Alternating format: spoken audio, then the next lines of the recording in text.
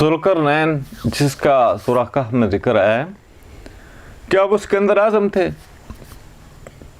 پہلی بات تو یہ ہے کہ میری جو تحقیق ہے اس کے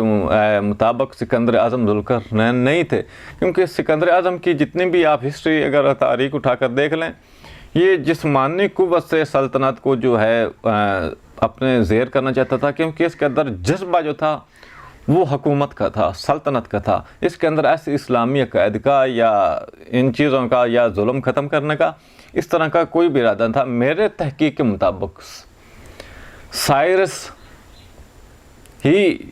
ذوالقرنین تھا، کیونکہ سائرس کے بارے میں ہمیں جو دانیال علیہ السلام کے جو اللہ تعالیٰ کے نبی تھے، ان کی بھی ہمیں پیشن گوئی ان کی کتاب سے ملتی ہے، اور یسیع نبی کی جو کتاب ہے ان سے بھی ملتی ہے کہ اللہ تعالیٰ فرماتا ہے، خداوند فرماتا ہے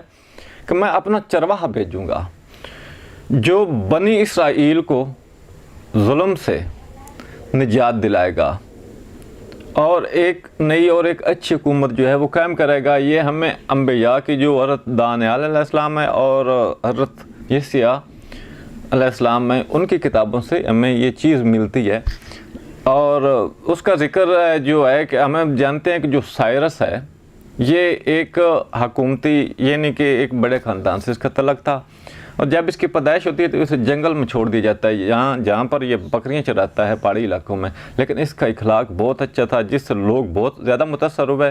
اور اس کی جو خاندانی نسل ہے اسے پہچان لیا گیا، پھر اسے فرما روا بنا دیا گیا۔ اور اس کے بعد اس نے کبھی بھی کسی پر تلوار نہیں اٹھائی۔ سب سے پہلے جو حملہ اس کے اوپر ہوا تھا اس کا یہ مجبور ہو گیا تھا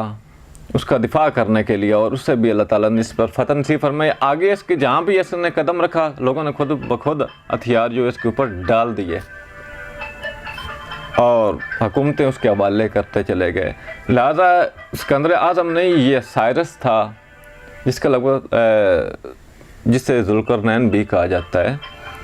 اور یہ اس بارے میں مجھے نہیں پتا کہ یہ اللہ تعالیٰ کا نبی تھا،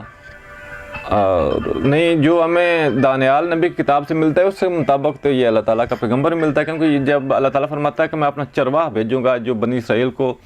ظلم و ستم سے نجات دلائے گا، تو اس کا پتہ چلتا ہے کہ اللہ ہی ہے